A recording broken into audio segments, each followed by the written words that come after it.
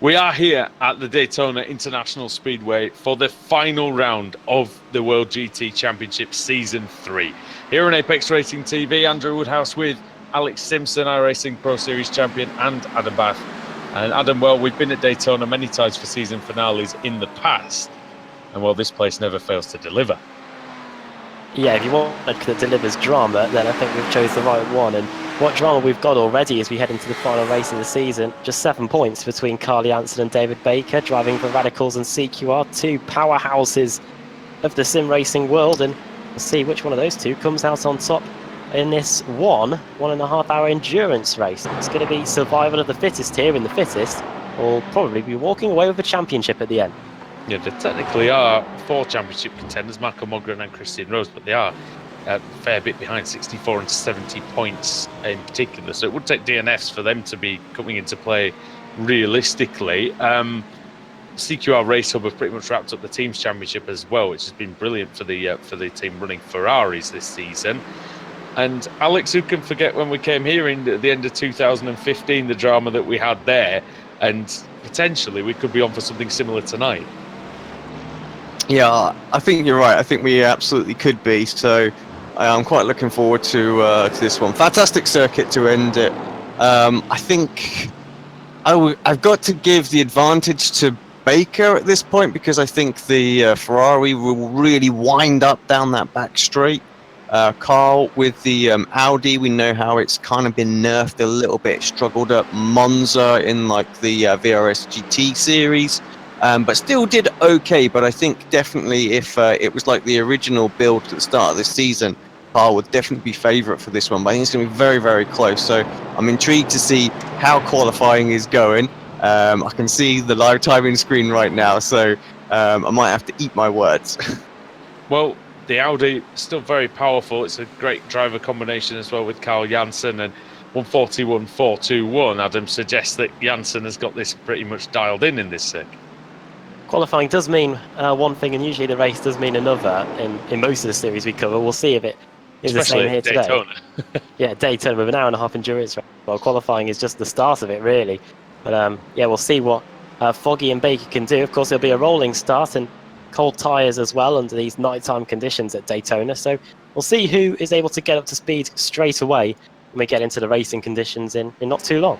Alex, we're expecting a one-stop strategy here today, I believe, and you know, the drivers will be looking to it'll really be important to see when the best time is to make that stop, because of how prevalent the slipstream is around this place. It will, and it's going to be key what they're going to do. Are they going to take tyres? Are they not going to take tyres? That's going to be important. I think we're most likely going to see no tyre stops because we are at night and the tyres are going to last. Temperature doesn't look too bad out there at all. So but of course, again, taking tyres will be better. So, you know, it's going to ebb and flow. I mean, both cars are pretty decent on their tyres. Well, most cars here are pretty decent on their tyres, to be fair. So I think it's all going to be about the fuel numbers, getting the fuel numbers absolutely spot on, perhaps conserving a bit of fuel in the early part while we've perhaps got a large pack or something like that going on, so that you can spend as little time as possible in the stop. So, yeah, strategy going to be super key. And like you say, I think we could have an epic one. Well, Adam, we've had a great few days of motorsport. We've had the BTCC. It was a great meeting yesterday, and we've also had the Formula One, which is really, really brilliant as well. And you know, this will just cap it off if we have a great race tonight. Yeah, the weekend's carried through to the Monday. What great racing we had yesterday at Donington Park. As someone a bit leery. Is it Paul? Michael Hall. Michael Hall. Going around, yeah. Michael Hall, who currently sits in 12th. But 12th position. Yeah, I think they were possibly on their slowing down lap anyway. But still, Michael Hall going for a spin. Just a quick mention of the track conditions out there, because it might be key. It's fairly strong wind, 15 kilometers an hour, but it is only 21 degrees track temperature. So you would think that it's going to be that the tyres are going to be preserved fairly well. And Adam, well, 38 cars ready to go. Who are they? Where are they starting? Yeah, I'll run you through the grid in a moment. Just waiting for the the session to advance, I think. But we do have the championship standings to hand. We glossed over it a little bit at the beginning, but Carl Janssen then in his Audi, Radicals Online, JRT, leads the way, 7 points ahead of Dave Baker. We haven't had a championship that close going into a final round in quite some time. Probably, 2015, the last time that happened. Then it's 64 points back to Marco Mogren. Then it's Christian Rose, 6 points behind him. Then Foggy in 5th, Josh Thompson in 6th. Now we can move over to the grid. Those are the main championship contenders. You may even be able to include Kaiser and Wood in there. They're not too far behind, but run you through it. Carl Janssen on pole, Baker 2nd, Foggy 3rd. 4th is Josh Thompson. Christian Rose 5th, Andy Shields 6th, Marco Mogren starting in 7th. Will have to work his way through the field if he wants to help his teammate. Pete Newman in 8th, Johnny Brandon 9th, Ben Gregory 10th. Aaron Kaiser starts in 11th, then Michael Evdoka 12th. Michael Hall, we just saw him there, it's starting in 13th. Then Stephen Baxter, Sindre Setsas, Maciek Sakovic, Stephen Dawson, Chris Wood, Dion Phillips, Matt Bunn, Michael Blake in 21st place. 22nd on the grid, Chaz Draycott. Adam Hedgecock starting in 23rd, Miguel Freitas 24th. Mark Woodhouse starting in 25th. John Roberts, we saw him yesterday, starts in 26th, along with Paul Smith in 27th. Then Stephen Burke 28th. Andrew Whitehead starting in 29th place in his Beamer. Then in 30th, it's David White and Stuart Atkinson. Then it's Scott Malcolm, Lee Woodburn in 33rd, Chris White 34th. And the cars that didn't set times in qualifying, they are Stuart McFadden in his fast Ferrari. Then Matt Keeber, David Crozier, and starting at the back in 38th place for the final race of the season with plenty of time to work his way through the field. It's Josh Rayfield. Of course, a rolling start here, Alex. It's quite a tricky turn one, isn't it? The way you have to brake, turn, and make that tightening left-hander. It is, and there's lots of lines that you can take around there. Hopefully not the one that Julian Janowski takes round there. Yeah, well, yeah. I mean, there's going to be some people really go out wide in that first turn as well with the run, and people trying to take the tight line, nip up the inside. So, we'll have to watch out for this one because it could cause a bit of carnage. What are we thinking, Adam, in terms of the mentality of the front runners there starting next to each other on the front row? It was all gentlemanly last week, and we had a bit of a joke about what Alex said, but in theory, the gloves have to come off, don't they? Yeah, because they know it's only one race. And I think they may take a bit of trepidation into it, knowing that if they have a wreck, there's no race 2 or race 3 to hold on for. They will get a fast repair if something does go a little bit wrong for them, but they want to be keeping each other at arm's length. And what an opportunity this is for Dave Baker as well. Last title that we covered on Apex Racing TV was his Season 7 triumph in the BSRTC, and that was at the back end of 2014. So it's been a while, best part of approaching nearly 4 years. So wow. Let's see if we can get it done here as we're coming out of NASCAR Turn 4 and we're getting set to go. It's not often that we come to the final round of the season with 2 championship contenders sat first and second on the grid. When the pace car pulls in, we're about to see the fight for the World GT Championship. Here we go. We're away. Carl Janssen. Great jump, really great jump for Marco Mogren, already alongside David Baker as they go across the start-finish line. Into the first corner they come, streaming in there. Janssen takes the lead. Baker and Mogren side by side. Mogren trying to go around the outside in the Radicals Mercedes. And they're still side by side through the first sector into the right-hander at turn 4. And Mogren is through into second place. That is huge for Radicals.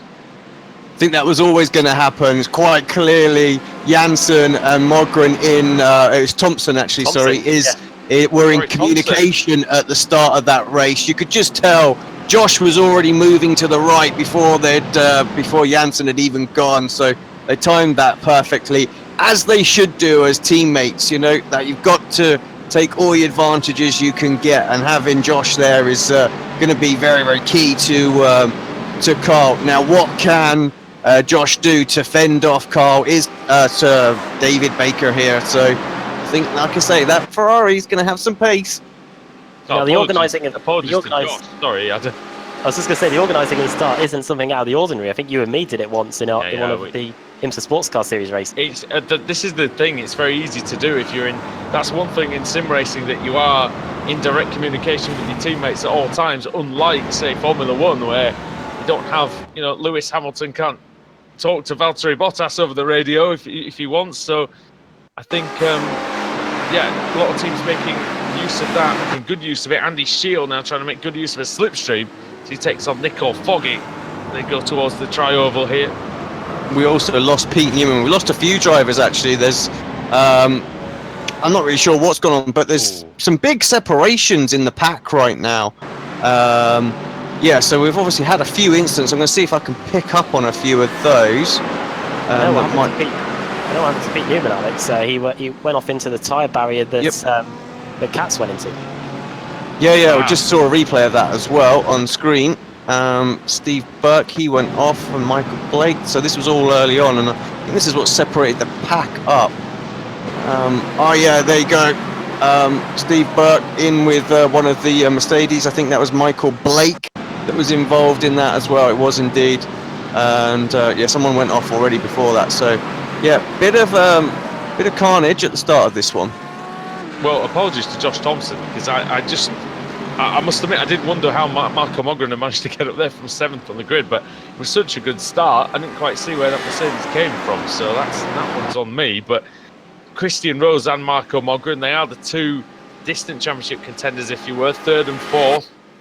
Rose has led quite a few races throughout the season. Led the championship for quite a few races throughout the season, Adam, but got it all to do here, and both of them indeed do, because Mogren's got even more to do now as he goes very sideways, and now the BMW of Gregory and the Mercedes coming around the outside of Johnny Brandon are going to get interesting.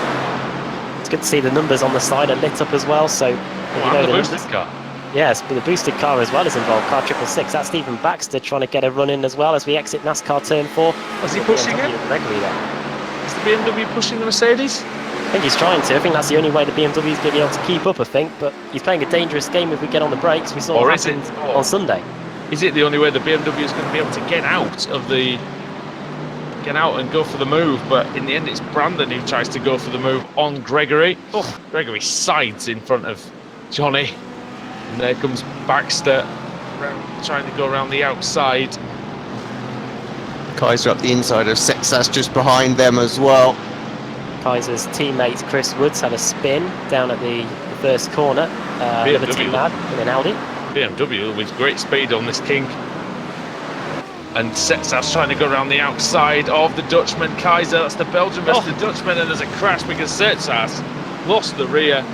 And Jeroen Kaiser, well, he was just a passenger, and he has slightly nicked him there, but looks okay for now.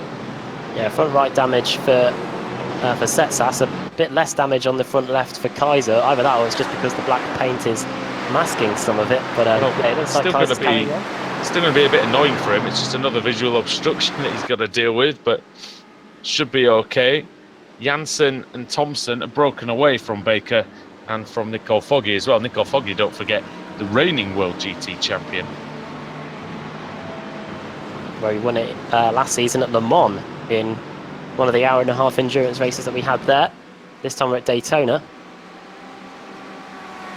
And Bassel here, just behind Maciek Sakovic. We've got Matt Bunn and the 99 BMW. I apologise, actually, that's a lap down, isn't it? That's Stephen Dawson, who's got a new car back out on the circuit, but he is a lap behind everybody else, so he's right in the mix here. It's Nicole Foggy and Dave Baker start battling, and it's Foggy that's up into third.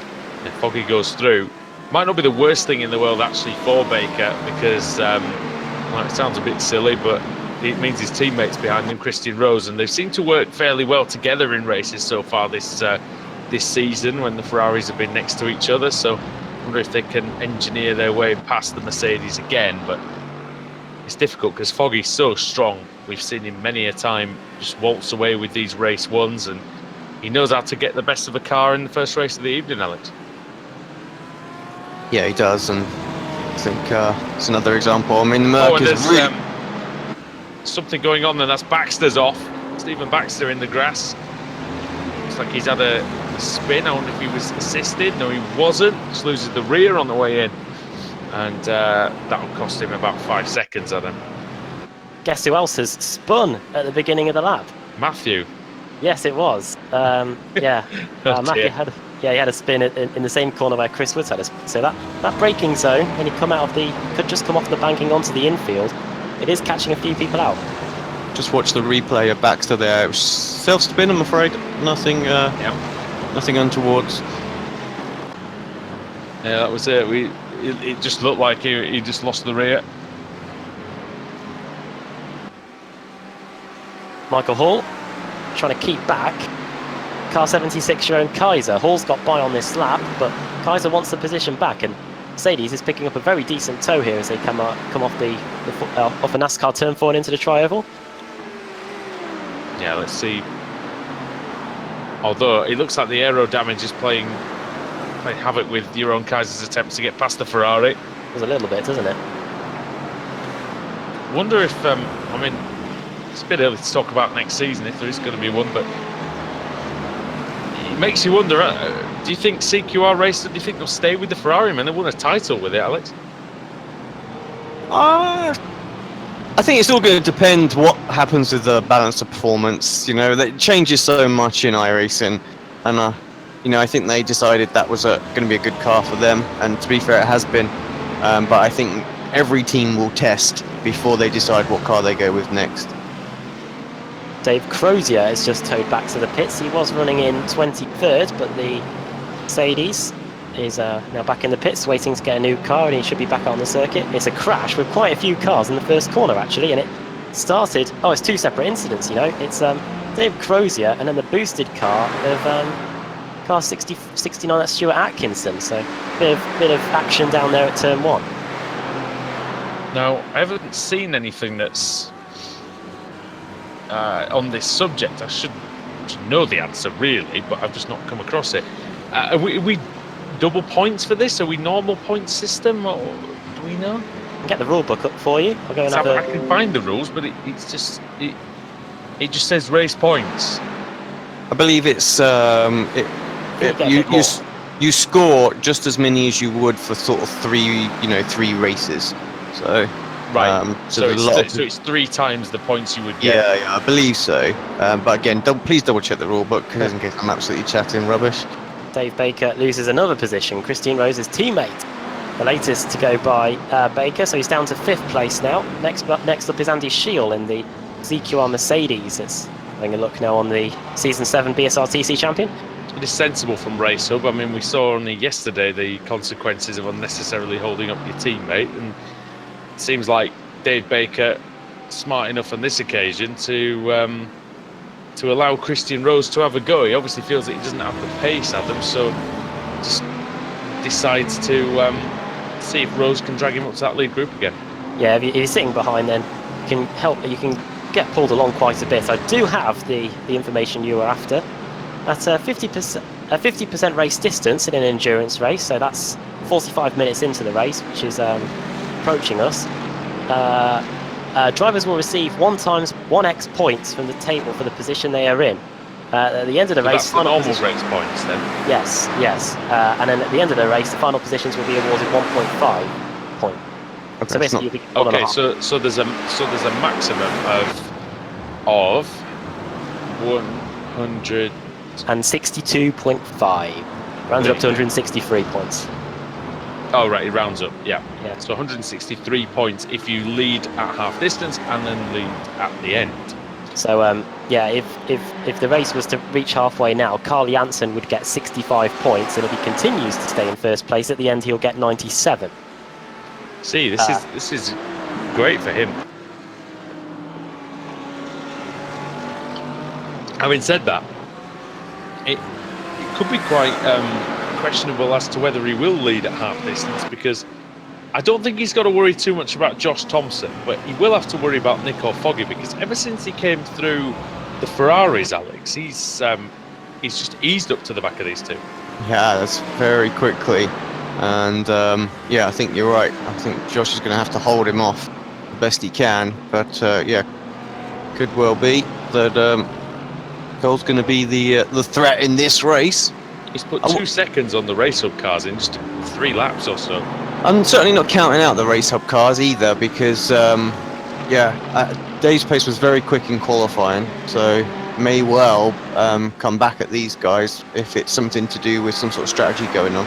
We've seen in the past, Adam, that the Ferraris seem to start slowly, but then they seem to get stronger towards the end of the races. And our normal races in this series, you know, the 20, 25-minute races, you know, it's usually the second half of those where we see those guys come back to the front of the field. So either when the leaders start battling or maybe when the tyres come to them. So I wonder if they're just conserving the car, making sure they don't make any mistakes. An hour and a half is a long time. Yeah, one thing we'll get to see in this one is how good the racecraft is of many of the drivers in this series, because most of the times that we cover this series, these drivers are only having to race for 20 minutes. So we'll see who's able to keep it going for the full hour and a half, and who could be flagging in the closing stages as we get towards the checkered flag at the end. Even in sim racing, Alex, endurance does come into it. Oh, absolutely. Problem for Steve Dawson. Sorry, Andrew, just to cut away from that point for a second, but he just jumped back to the pits. Again. We're going to see something, I think, go off here. Woodhouse is he's just gonna, as well. He just pulled over, yeah, and we saw the replay just a moment ago of what happened to Mark. He lost it exactly the same as Pete Newman did earlier. So yeah, unusual one for Dawson there. He just pulled up. Well, Dawson was already a fast a lap repair behind. in this series, by the way. Yeah, and he may already have used it, I think.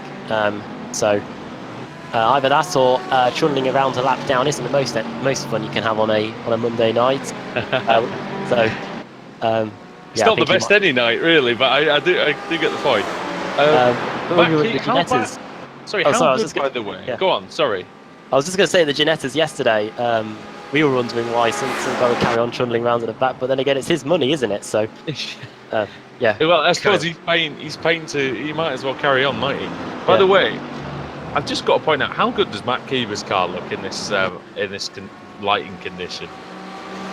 Matt Keever, those wheels look spectacular in this lighting. 24th position, the green and black Simmortal car. Oh yeah. See, that's interesting. So you call that green, I call that yellow. Alex, what do you call it?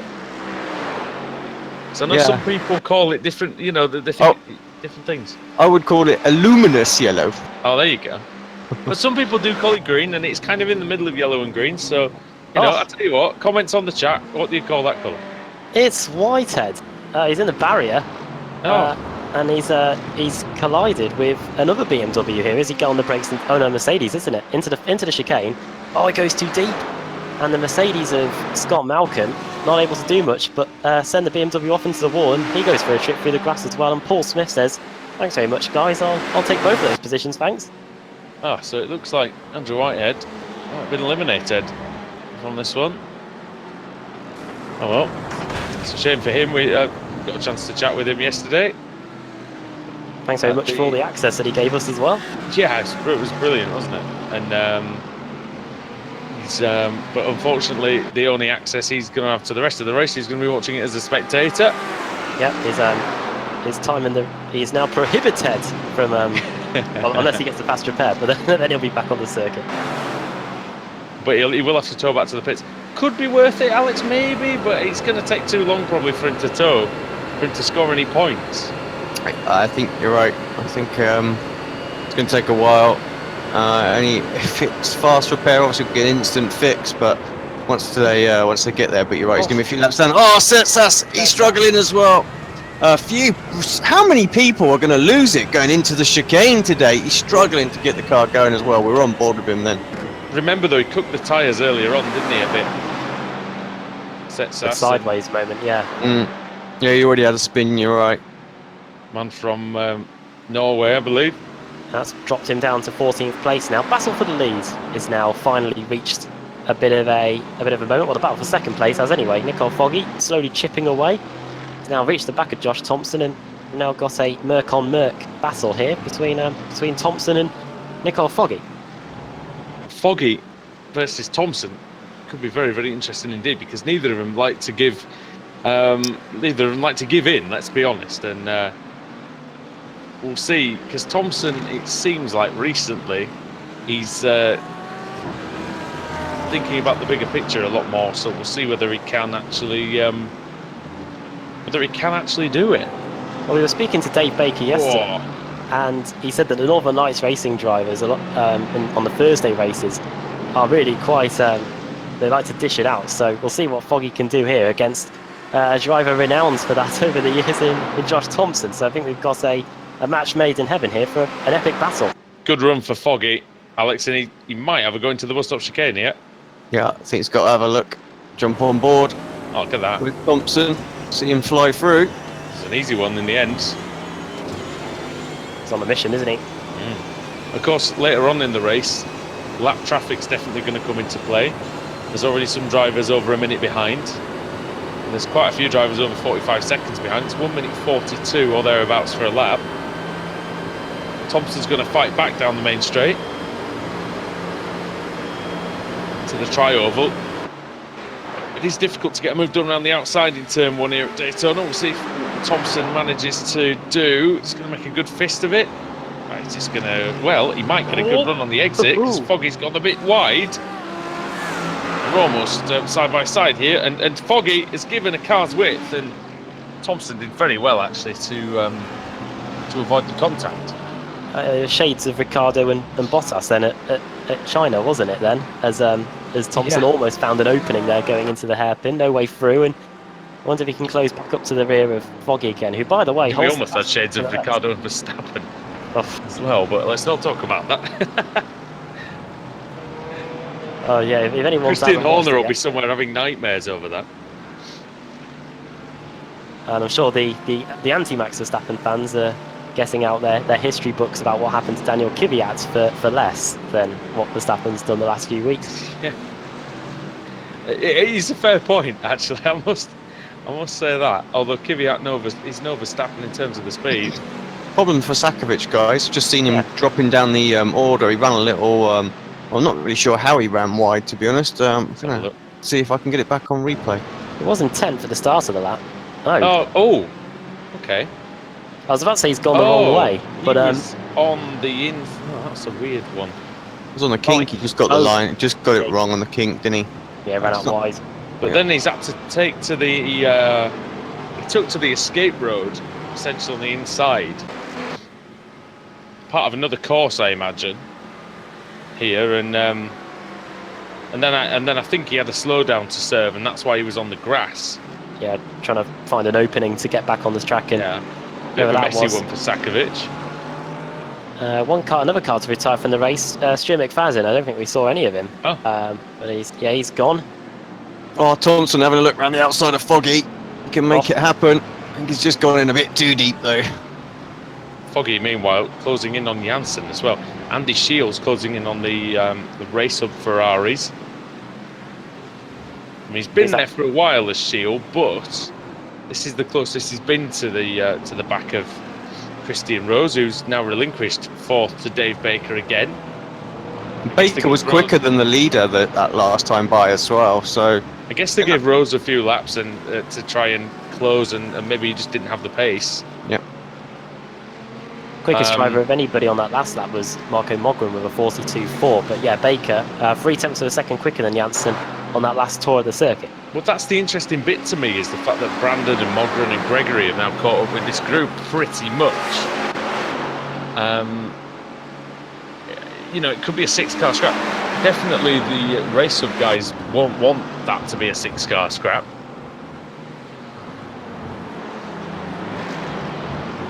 And this field really has spread out, Adam, quite a lot. I mean, there's the front three, then there's this group who are covered by about 3 seconds, and there's another group that are covered by 4 seconds, and then it's all the way back to, and then everyone else is pretty much just scattered around at the back of the grid.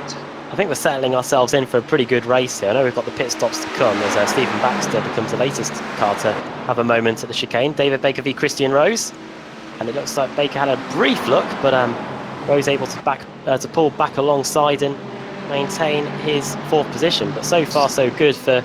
Sorry, Adam. I need to interfere there because that was Foggy's into the lead, Alex. Yeah. Well, I need to interfere for that. Interfere on the interference. It's like pro wrestling out here. There's so much interference. But Nico Foggy in the Mercedes goes into the lead, and Alex, you were saying, sorry. No, I've just got it. Well, I've got this overtake on the replay first, and then I'll come back to my point. We'll see. That's what I thought you were butting in for, to be honest. No, it wasn't. It wasn't. Yeah, up the inside, good move, and Carl really didn't fight it too much, did he? So. What was it with Baker then? It was Baker and Rose. I think they're actually changing positions deliberately. I don't think that was like what you thought was going on there, because it was actually Baker in front going on to the main straight that time, and Rose got the run and just come by, and Baker moved up high to allow him to complete the move quite easily. And they're doing the same thing again here. They've got the run. I think Rose just backs out of it. Baker goes through. This is just going to be perhaps a tiny bit quicker for them. Oh, I don't know. I don't know. Not with that line into the chicane. I think more the second line is probably quicker. Yeah, I don't know. I have some bad news to deliver for the Matt Keeper fan club. He's had to go back to the pits. That includes me, because I was enjoying the livery. What's happened to him? I don't know actually, but we do have a new leader in Nicole Foggy. I'll have a quick look for you. Matt Keeper, who was running in 25th place. For you now, the Mercedes, the number 25 Mercedes. This is down at this is down to turn 2. Oh, he narrowly misses the Audi and hits the tyre barrier, and looks like he's had to tow back to the pits. Has Dave Baker been in the wall? Let's have a look. Baker, 5th position. Oh, it's just like netcode server damage. He had no bonnet and a broken rear wing for me for a minute. Hey, mate. Heart in your mouth moment then. Yeah. Oh, it's not what the championship contenders want. Going for the very late apex there, Dave Baker. They've started to leave the group behind, while they had, until Baker started taking those unconventional lines. That's allowed the likes of Sheil and Brandon. Brandon now ahead of Sheil as well, so that's been a change for position on this lap. And then you've got the other radicals something going on at the previous corner. I could hear some contact somewhere. Unless that is just people bouncing about with netcode again. I think you were right. Yeah, there has been contact. It was car 11 Matt Bunn and car 69 Stuart Atkinson. Ah, okay. Oh, it might have been a different part of the course, and it might have been that I just heard it a bit further round. It wasn't too far away. It was just under braking going onto the infield section. So that was literally sort of 20 yards behind where the camera was. Yeah, that explains it. Sets some Phillips. They're having a good battle as well on screen right now. Oh yeah, BMW versus Ferrari.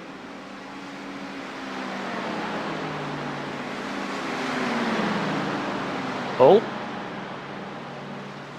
something's going on further up the field as well that could be championship implicating. It was Johnny Brandon trying to separate the two radicals Ferrari. It's not two radicals Ferrari, two Racehub Ferraris.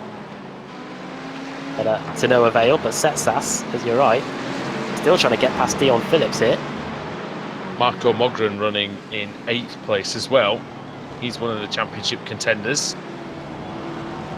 Just having a look, because Mogren over the last few weeks has been, he's been very impressive. He wasn't any great shakes at the start of the season, but he's taken 2 wins in the last 4 race meetings, including 1, 2, 3, 4, 5 top 5s.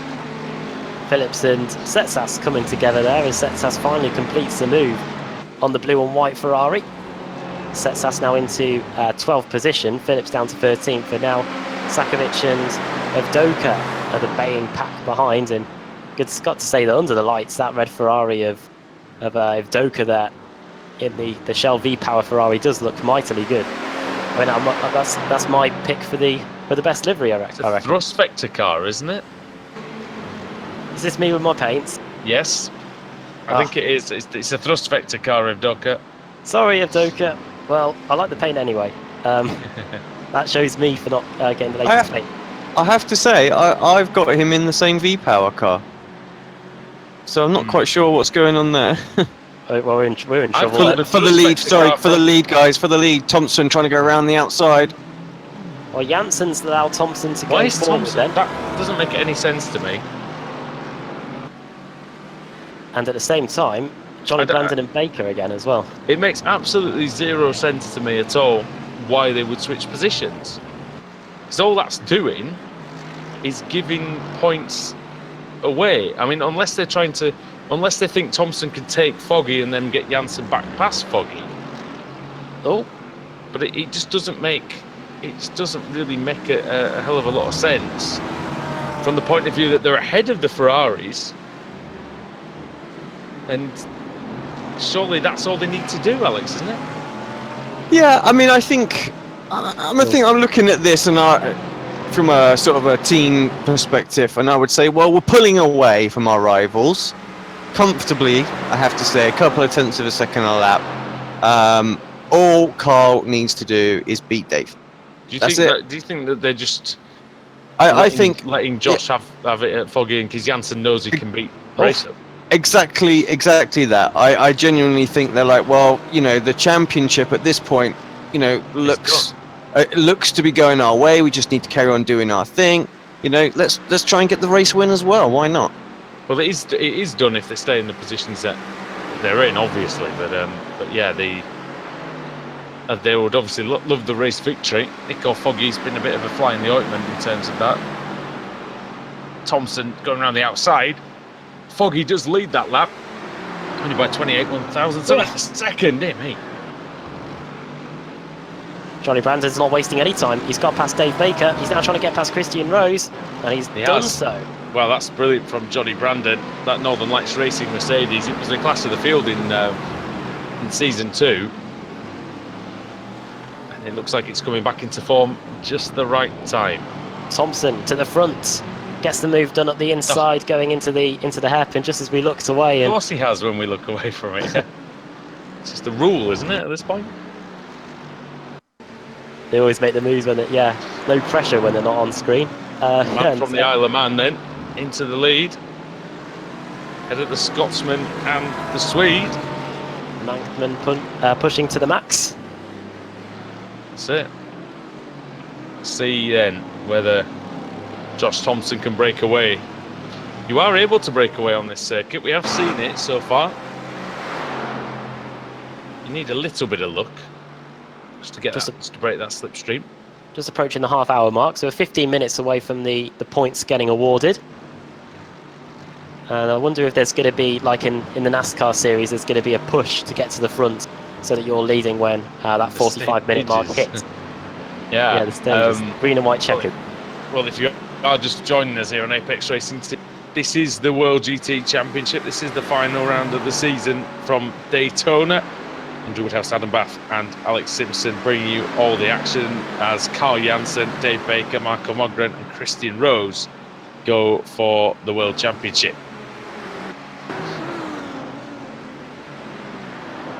And so far it's lived up to it, hasn't it? Yeah, so far it's been advantage radical here today. Not in the teams championship though. We haven't shed light on that. That looks set to be going the. Well, that's pretty much gone the way of Racehub unless there's a absolute disaster. And sorry guys. Gregory sends one in on Mogren from about a light year back, and it goes all wrong as you would expect. Let's have a look. As usually is the case. Well, he did close the door, but I reckon there was space Gregory's there, missed the apex, but Gregory missed the braking point. Yeah. Mogren's given him the room, and Gregory's just cocked it up, plain and simple. I'm afraid. Sorry, Ben, but that's not. You have to turn right, I'm afraid, at some point. That's the story of Ben Gregory on iRacing, isn't it, Alex? Really, I mean, he's a fast driver, but he just has brain fade every now and again. Yeah, I'm afraid so. Definitely got great potential, and if he could harness that potential, he'd be a very impressive driver. You don't win a Pro-Am championship in the BSRTC on a controller if you don't have something there. So indeed, you don't. Does Christian Rose have legitimate damage, or am I looking at some more server issue again?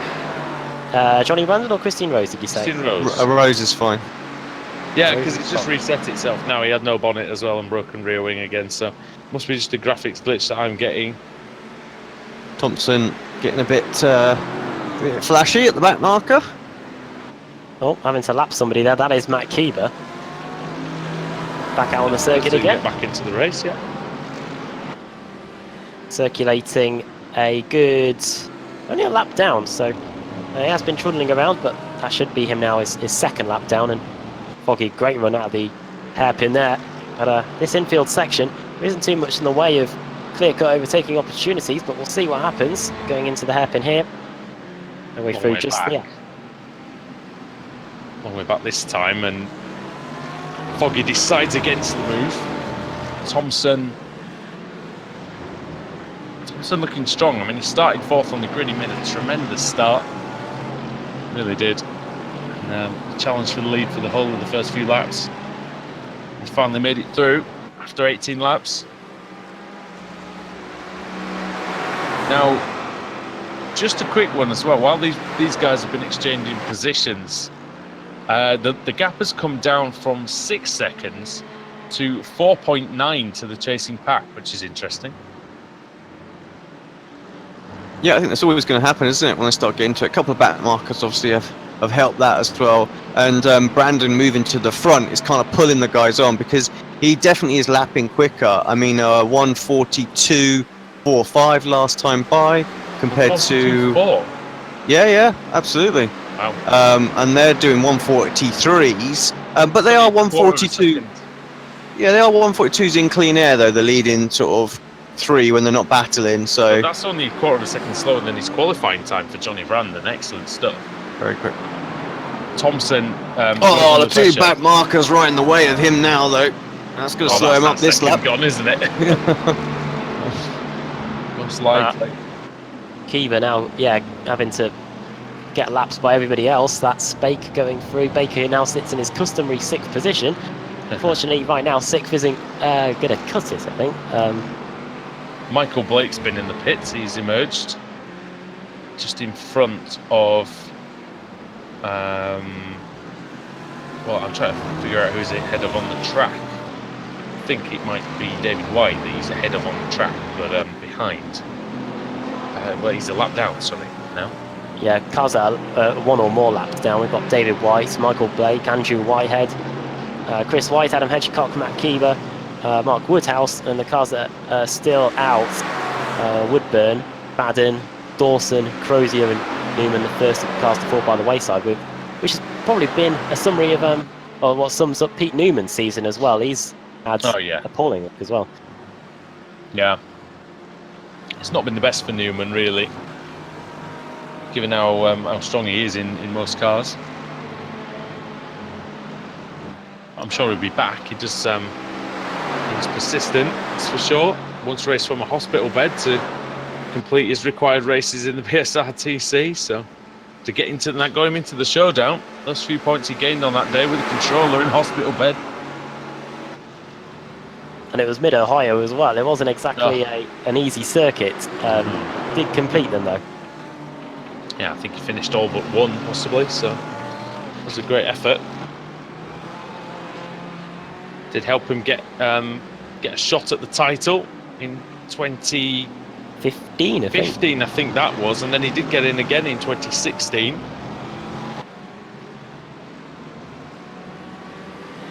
Michael Hall has just got past Marco Mogren, I believe. So that's Hall up into 9th. Kaiser, Foggy's hit Thompson! Foggy's hit Thompson and Jansen's into the lead! Oh. Foggy, late on the brakes, too late, into the back of Josh Thompson. Just a nudge, not a big impact, but it was enough to just send them both off. And now Jansen into the strongest position. And I was just about to say that everybody seems to be in a bit of a stalemate right now. Not right there. Foggy slightly tagging the back of Thompson, and through goes Carl Jansen. Thank you very much, guys. I'm back in the lead again. Jansen's going to be loving that. Yeah, he is, but what he's not going to appreciate is the fact that the fight in between them has literally brought Brandon into this battle now. He's in the slipstream, and the Racehub guys have come with him. Look who he's bringing. Yeah, exactly. Bringing out his shield as well, so it's not just the Racehub Ferraris. No, they were quite comfortable, weren't they, with that that sort of gap that they had created, but now... Yeah, there's no room for margin, and Yeah, Nicole looks like he's not going to just sort of settle down here. He's going to try and hunt back down Thompson and get back past if he can. You know, he wants this race win. This is what he's out here for. Northern Lights Racing look extremely fast today. Nicole looks fast, and Brandon looks very quick as well. You know, they've got a potential for a 1-2 to show, you know, this is why they won last season, and they're going to come back next season stronger than ever. This is turning into a great battle, Adam, and we're not too far away, you wouldn't think, from drivers having to make a visit to the pits. Yeah, we're gradually getting closer to the halfway mark of the race. We've got 53 minutes to go here, so we're 37 minutes into this one. And since that incident happened between Janssen, Thompson and Foggy, all of a sudden in the same shot, now Brandon, Rose, Baker and the Shield battle. So you possibly can't rule them out yet. It will all depend on how much fuel gets put in the car in the pit stop. But watch this space in terms of some position changes. Johnny Brandon's been on a right march in this race. 5 positions gained up to 4th, and he could maybe even set his chances of invading the top 3, which has pretty much stayed the same since, well, lap 3 or 4. We are virtually along the lines of this being one battle now. It's still just split apart. Carl Janssen, yeah, he's going to be happy he's gone into the lead, but now potentially could be under threat of finishing 7th in this one. And this is all, Alex, coming up to the 45-minute mark as well, where he's in a great position to get those extra points, but could it mean that he loses out on the 1.5 times bonus at the end? It's going to be really interesting. Yeah, it could be. Well, like you say, it's go time, isn't it, for everyone as well? What are Racehub going to do? Are they going to swap Baker and Rose around for this? You know, has Baker got anything to potentially get back past some of these Northern Lights cars so that he can, you know, mitigate the points difference from this 45-minute stage? And yeah, so it's interesting on that, you know, but good for Carl at the minute. He's in absolutely prime position. He needs just to extend that away. So, you know, he's got some points in reserve, so he can pull away a little bit here now. If he loses to Baker at the end of the race, he might still have enough of a margin from what he get at this 45-minute mark. Now there's 2 possibilities. Sorry, Adam, very quickly. There's 2 possibilities that 2 theories for Dave Baker. One is he just doesn't have the pace and he's legitimately struggling to stay on the back of this group. The other is could he potentially be fuel saving so that the pit stop is much shorter and therefore he can jump these guys in the pits? Yeah, it's quite possible, isn't it? Yeah. Because you said when he was in front of Rose, Alex, that he had that he was quicker than the leaders at times. Yeah, he's struggling to hold on to Rose at the minute. That gap is nearly a second now. So, you know, if he is fuel saving, he really needs to go. He needs to keep that gap under sort of 9/10 of a second. It's 1.2. He's lucky he lost his draft. It's getting worse when the Rose is getting the slipstream on Brandon. Yeah, he lost 3/10 on that straight. It was almost like he lost the draft altogether. Foggy with the new fastest lap of the race as well, 141.864. So he's flying. Nothing wrong with tyres out there, guys. They are holding up. The cars are actually getting quicker as this run goes on. Fuel's coming out. Cars are getting better. As Foggy is getting closer to Thompson, while we've got it as it is, 1st and 2nd Radicals, 3rd and 4th Northern Lights Racing, 5th and 6th Racehub. Yeah, 2 by 2. The only discrepancy on that is that for Radicals, one's an Audi, one's a Mercedes. Ah, yes. Both to the same team though, JRT team. Now, just different car. Which always is quite odd to me, but there you go. Now, could Thompson start backing the pack up? Is that another strategy that they're going to take? There's this car on the apron, that's Rayfield. I don't see how you do that round here. I really don't. You know, you can try and be slower through the apex of the corners, but, you know, people just going to get a run on you, and Foggy's through anyway. So just like that. Foggy misses the... I think he'll be all right. I think that's just an off track, but it's a compromise. I know it's a slow down. Yeah, slow down. Oh, maybe. To give up to Thompson. The good Brandon's Brandon. Yeah. The good news is for him is that Rose. Sorry. Yeah, as Rose. Yeah, the good news for him is that he's been setting such quick lap times that the slowdown won't be as big as you would have if you had it on the first lap. And Brandon's wasting no time either. He's going to try and fill the space his teammate left behind. I think Baker's had it. Unless Baker's he cut. latched onto... Unless he... Foggy and... Oh, again, Brandon and Thompson hitting each other. And just like that, that last sentence is completely out the window. That's cost these guys 3/4 of a second. Yeah, Baker's firing again as goes to the hairpin, and Josh Thompson thinking these pesky Northern Lights racing cars can't catch a break here. He's also not needing to back him up now. They're doing it for him. Yeah. You know, 2.6 seconds. 3 minutes to the halfway mark, by the way. Jansen's almost nailed on for these points. Then he will receive 65 points, I believe it is, for the stage win, so to speak. Yeah. Baker, if he stays in 6th, he'll get 49 points. So a gap will be 14-point difference there. Yeah. John Roberts into the pits. No, that's going to be 49 and 65, 16. 16-point difference. It's going to be 9 points overall, sorry. Sorry, no, it's not going to be 9, is it? It's going to be... 7 plus 16. It's 7 plus 16, it's 23. Sorry, we'll get there in the end. Half a brain each equals one that works.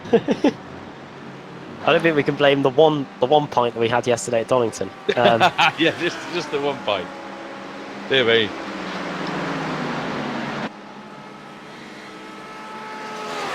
"47 minutes to go then here at Daytona. We're 2 minutes away from the halfway point, so just after the next... Oh, Foggy, by the way. Foggy and Rose. That's Foggy getting one of those positions back after his slowdown, and again Thompson having to deal with a Northern Lights racing car, Brandon. Oh, there's a car in the middle of the course. That's Matt Bunn. Oh, at the same corner that he'd spun earlier. Oh dear. Well, that's not what the guys wanted to see when they come round there. I must admit, it was a nice pint. It didn't have the desired effect of warming us up, though, did it? If anything, I think it made us. I think it coincided with the weather going downhill a bit, so it made us colder. Brandon lets Foggy through. I think you're right.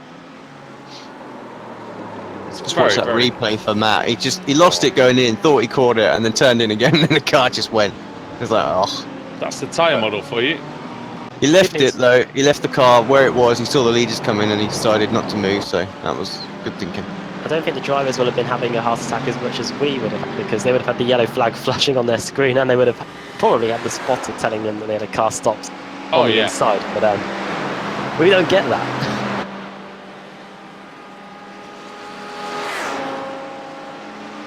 Biggest movers then.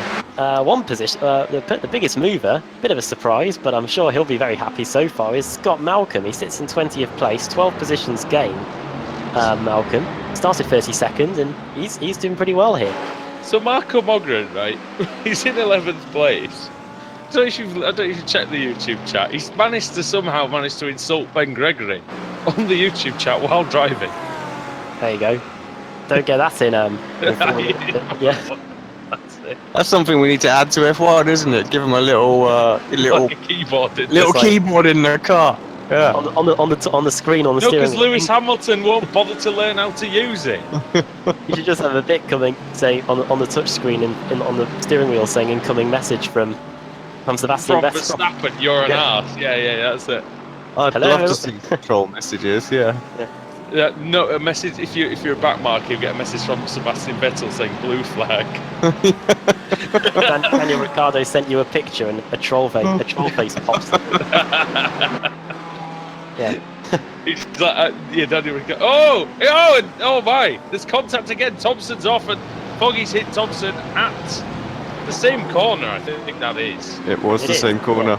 Foggy's just having some issues out there. Oh no, that was wasn't it? I don't know how he was ever going to make the corner without using the Mercedes for brakes. Foggy was gentlemanly last time and let him go back through, so I think this time, like you said... I don't think there's going to be any of that this time. He's miles behind. Yeah. So, I think either thinking that was a bit of a net code or, maybe Josh had it coming. Well, I was going to say that's something see from Matt Neal. I know. I'm not quite sure what Josh has done in this race. No, he hasn't at all. Really? But I mean, I haven't seen anything. There might have been something off the camera. Usually we're the first ones to tell him when he's got to. Well, what this has meant is that Thompson's now dropped down to 7th place behind Andy Shield, 3 positions lower than where he started. In terms of where he is compared to Shield, he's 1.5 seconds behind. We haven't really spoke about the slipstream today. What's the time that you need to be within, Alex, if you want to pick up a toe? Yeah, about 1.5 really. So he's within just about arm's reach, I think. And Baker and Rose are just about in arm's reach of Brandon and Foggy. I tell you what, Alex, it's going to bring those guys back into play more if these guys keep getting damaged, because surely they're getting minor damage from these contacts. So, yeah, that's going to bring Ferrari into play if they decide to, if they manage to keep it clean. Yeah, 100%. I'm sure it will. It was just the merest of touches there, and yeah, there weren't any sort of double movements or anything like that. So yeah, it was a mistake. So pit lane seems like it's open as well. If Doka in, Bun in, who is Ray? I'm guessing Josh Rayfield. Rayfield, there we go. And then Atkinson as well. So I take it we've got the abbreviations on the yes, tower. yeah. So the points as we believe him to be at the end of the 45 minutes. Janssen will have gained 65, and then Thompson was in second, so he would have gained 60. Foggy 55, Brandon 53, and then Baker 51, and Rose 49. That's what I believe, anyway. It's a shame that the 45 minutes didn't come just slightly later for Baker, because he now finds himself in 4th position. Yeah, it was a few extra points, didn't he? But it still won't help him if you can't hunt down and pass Carl Janssen. And Carl Janssen is doing a tremendous job in this race. He really is. He's done. This is championship. It's funny, when we spoke earlier on in the season, Alex, about him not having this championship mentality, not having, the big picture and racing people too hard and things like that. He's put on a clinic today. He's been perfect. Well, Carl Janssen's teammate is in, and this could be pretty interesting. Josh Thompson into the pits. He'll most likely resume in clear air, and he'll be able to put his foot down and, he's overshot his pit box. Oh, there he is. No, Bert's unlucky. There we go. There he is. Finally, it won't be interesting now. No. It's going to be nowhere now. Sindre Setsas into the pits, as well as is Paul Smith. Paul Smith, who I think started from the pit lane. New car for Paul. He was looking pretty second-hand when I last saw Paul's car, but he's back out on the circuit. If he didn't start from the pit lane, he had an incident early on and ended up in pits. Might explain the damage, potentially. Chaz Draycott also in. 26.6 seconds for Setsas, 22.4 for Thompson. However, you can add an extra 3 or 4 seconds onto that because of what happened on his entry into the pit lane. It just wouldn't want to get on the jack. Doesn't look like a great race for Chaz compared to what he's had in recent weeks. He's been very strong in that Ferrari at certain tracks, but maybe not so much others. Dave Crozier has been in the pits for a long time as well. He retired 23 laps ago, actually. Matt Cooper's still going 2 laps down. He's the last of the runners. Mark Woodhouse is back out there. That's good to see. 4 laps down. He's still going. I know that Chaz's team has got a new livery for this one after the one they used last week at Suzuka. Got another one. Really? A new livery? From Frost Vector? Yeah. They never ever change their liveries, do they? Well, the first one they changed the team name, and now they've changed the livery everywhere. They're like the Sebastian Vettel of well, the rule. The thing is, the rule for helmets came in because of Sebastian Vettel, didn't it? Yeah. So now it's coming because of, they've put a rule in for next season because of Thrust Vector. I'll tell you who did change their liveries today as well, and that was Paul Smith and Dawson. They changed, and I have to say that looks quite nice on that BMW. Yeah, simple but very effective. It's good. Got that one. If I will have a look at the stream, I'll consult the list stream. Paul Smith and Dawson debuting next season's livery. That's what it is, and just like most football teams seem to debut next season's kit before the end of the season. That's what Paul Smith's doing now. That's it. And Dawson. Promotion is king. promotion is key. Yeah. Let's have a And look that's- at the STP livery again. Oh yeah, that's nice. That looks. It's a bit of an upgrade, is that? I like that. Well, has Miguel Freitas gone into the pits, or has he had a spin? He's just dropped back a little bit. This track's claiming a lot of people, isn't it? We've lost. Turn one again. We've lost about 10 drivers already. Oh, if you see the replay, sorry to cut across you. If you see the replay, Right. Alex, if Freitas had just slid along about a few more feet, he would have missed the tyre barrier. But he claims it. Reminds me a bit of Denny Hamlin once at Auto Club Speedway. He went for a spin down the straight, and if he just carried on, he would have missed the wall. You see a few of those, don't you? It's just really unlucky. Now, Baker and Rose have caught Brandon and Foggy. And while it's still, like I said, they still have to go and get Janssen, which I think is going to be, I'll be honest, I'll call it just impossible if Janssen doesn't have a mistake. But you never know what can happen in these races. So you have to try and take every position possible, and that's what these guys have got to try and do. Baker and Rose still both within a chance at the championship. If there's a DNF for Janssen, Alex, then and if Baker runs into problems, Christian Rose could still be the champion at the end of the day. Yeah, very easy. And yeah, they were a little bit quicker than Janssen that one, but you're right. They're going to need a sort of good 2 or 3 tenths a lap now, I think, to try and close in on him. That 4 or 5 laps where they were battling for second actually really made a big difference to him, give him a nice buffer. In fact, I've just worked it out in my head. I think Rose is actually out of it. Now that I've said that. Well, now that we've had the half points as well. I think it's down. I think he's up to over 90 points behind, and I think he can only get 92. Did you say 92, Adam? Something like that. For the full points. 97, wasn't it? So so you get half basically. So 97.5 is what you get if you win the race. You get 1.5, don't you? So altogether it's 162 points. But rounded up to 163 if the answer is to win the race. Yeah. But Rose was minus 70 at the start of the day, and now he'll be minus probably 86. Well, it's still okay. So it's still possible, but he would literally have to win the race and the rest of them to crash off. I was about to say stranger things have happened, but this isn't the championship, is it? This is the World GT Championship. So we'll wait and see what Christian Rose can do. I remember in the British Touring Cars in 2009, Jason Plato was completely ruled out with a shot of the title there when it was Turkington v Giovinardi, and I think Plato ended up coming second in the championship because he won all 3 races at Brands Hatch GP that day. Certainly can happen. We have seen it before. We will see it again.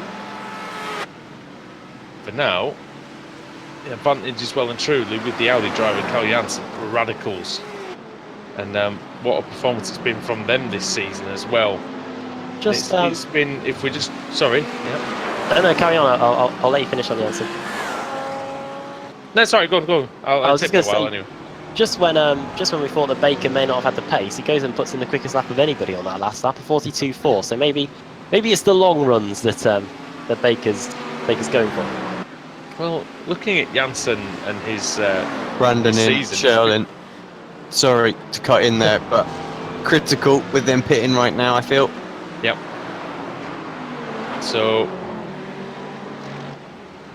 what are they going to be able to do? Is that the Infinity Ward symbol I see on Andy Shields' car as he gets into the pit box? The Call of Duty one? Yeah. Is he not running CQR Club? It's a CQR Club car, but I can just see the symbols on the car a little bit. He's overshot his pit box as well, Andy Shields, so a little bit of time added onto the stop. Michael Hall's in as well, who was running in 9th place. Oh no, I think it says AS on it. I've just had a look on the chase cam, so I think it might be Ash Sutton, something to do with Ash Sutton, I think. Or Andy Shield. Or Andy Shield. Probably Andy Shield. There you go. I missed that, didn't I? In fact, so just for confirmation, I'll have a look at another CQR club car, and if they don't have it on it, then that's a dead cert. Well, David White was another one, but he's out, I think. Oh, no, he's not. He's one lap down. He's still circulating. He's got it on the car as well. So yeah, I think there's something on that one. If any of the CQR people are on the chat, what do those? Oh, I think it is Ash Sutton's logo, actually. I haven't even noticed that logo before. I think it is actually Ash Sutton's logo. Oh, Google his website. He sells hats with that logo on it. Ashley Sutton Racing. .co.uk. Bit of a plug there for you, Ash. Where is he anyway? Probably, I don't know, travelling back or doing something. Leader's in. Leader is in, so it's Carl Janssen into the pits. See if anything changes. See if there's any drama. Baker also in, Rose also in, so the Racehub cars following the same strategy here. And I wonder if we could have a race off the pit lane here between these two cars as we reach the pit box now. Baker, you don't want to overshoot your marks here, so get it nailed on. Fantastic. Janssen. No one's been jacked up either, so just fuel. Do you still get jacked up even if you're changing tyres, even though you've got to wait for the fuel to be done first? True. Yeah, you'll see it jack up in a moment. Yeah, very good point. There we go. Away goes Janssen, 27.0 seconds. Baker, 28. With the other, yeah. Well, Thompson did a 22.4. But then again, he overshot his pit box, didn't he? So that added a few seconds on. So it's actually made it worse for him. Thompson's emerged. Thompson's ahead of Shield somehow. So that's one position back. Oh, just about. Shield's right with him here. Look. Oh, there might be some contact. Maybe. Shield's got a great run there out of the right-hander, though. I've got a feeling he might go for this into this hairpin because I don't think he's too happy with Thompson. I mean, Thompson was just minding his own business on that occasion, I must admit, but I think he was too happy with him getting in the way after he was on warmed-up tyres, and he's happy with his rhythm. Nicole Foggy leads the race. Kaiser now leads the race because Foggy is into the pit. Oh no, he isn't actually. He's off. He's got a slowdown, I think. Foggy's run out of fuel, chaps. Are you sure? Oh, yes, he has. Yeah, miles sure. I thought he just slowed down, but I think he overshot the chicane just because I think he didn't want to slow down because otherwise he definitely was going to run out of fuel. Yeah, well, that's how you lose a race, isn't it? Well, so Marco Mogren leads the race. He's in the pits now, isn't he? Kaiser in the pits. Foggy's run out of fuel. He probably will. He will make it. I think he will make it. Just about. He might make it. Depends how far down the pit lane he is. And also, it depends if anyone else tries to come in as well. Don't forget, they've got to come into the same pit lane, so you wouldn't want to be getting an unsafe entry, Alex, because there's a car stuck in pit road, stuck in the entry of it. Well, this is great for Dave Baker because he's now second. He may be a little bit of a way behind Janssen. In fact, he's 8 seconds behind Janssen. But Baker's now in second position. So if he keeps it there and anything happens to Janssen, he'll be in pole position to capitalise. Yeah, and that is what he needs to. He needs to beat Carl Janssen any which way. Janssen needs to beat Baker. I mean, what would you get? Let me just check the points again. If Janssen wins, just out of the winner will get 97, as we said. The second place will get 90. So if Baker beats Carl and Carl finishes second, Alex, he will still win the championship. Yeah, quite comfortably as well. So now it doesn't matter if Baker wins the race, because if Carl Janssen finishes in the top two, he'll be the world champion. Oh, Foggy's not going to make it. I've still been watching him. He's still going, is he? Oh, that's because he's qualified at the end of the pit lane, of course. He may have to tow it. It will be a short tow, but... Surely it'd be quicker to tow it now. You would... No, it's going to die 4 kilometres an hour, 3... Get out and push it. Yeah. It'll be quicker. No, it's not going to happen, is it? He's looking for What's the 66. What's the rules in GT3 in like Blancpain? Are they allowed to come down the pit lane, the crew, and give it a little shove? I would imagine that's fine. Yeah. In reality, the mechanics can push you down the pit lane. Yeah, I remember when As long as you Hamilton get had into the his... pit lane line, sorry, Adam, Oh! as long as you get into the pit lane line, you're all right. What's happened? It's Somebody's Shield. crashed. Yeah, Shield's just crashed, and He Thompson's trying hasn't to get... crashed with Thompson, has he? Oh, Thompson. But No, he hasn't. it was the battle between Thompson and Brandon that Oh, was the man. main point. Josh was lucky there. He didn't get absolutely wiped out. And Thompson forces his way past Johnny Brandon. Oh, he pushes Brandon off the course nearly. Yeah. These two do not seem to like each other very much. If you rewind back 11 years ago now to China 07, the reason why McLaren couldn't go and help Hamilton in China was because he wasn't officially in the pit lane. So, he hadn't passed the commitment code, no. had he? And that was the problem. He hadn't passed the actual pit speed limit line, because that's the point, isn't it, Alex? There's the mechanics can push you down when the pit lane speed limit because of safety reasons. Yeah, I believe so. Yeah. When Massa took his fuel hose with him at Singapore in 08, the Ferrari mechanics were allowed to run to the end of the pit lane and take it off. Same thing happened with some of the cars that crashed at the end of the pit lane in Canada. Was that the same? In They 08? back in, or were they just retired? I think Rosberg was out, wasn't he? And I Hamilton think was most out. of them retired, yeah. Yeah. Ben Gregory and Marco Mogren round 2. Ding ding. If you thought Tony Bellew versus David Hay was the biggest rematch of this week, you would be possibly misinformed. But also, it's probably more exciting than that. I don't know if the same things are being said as I remember the press conference from last time. David Hay and Tony Bellew. David Hay flown the past him this time. Yes. Yeah. Your mum. Well, as the Mogren flies through into 8. Just as a little point on that, Tony Bellew did say that if David Hay was serious about his comeback, he'd be going fighting for a world title, not fighting a fat cruiserweight from Liverpool. Is what he said. So I don't know. It'll be good though. It will be good. I think that'll be a good fight. It was a good fight last time. Speaking of good fights, Andy Shield, your own Kaiser, got a good fight as well. Yeah, just in front of Marco Mogren, who we were just talking about there. So it's CQR Club. Oh, he kicks up the dirt there. Look at him, he's using all parts of the circuit, taking cones, running wide, and Andy Shield making sure that he covers all his bases here as he tries to get a good run onto the banking. Yeah, that wasn't the best exit you've ever seen, was it? And but Kaiser, let's see how he closes then. You go on board with him.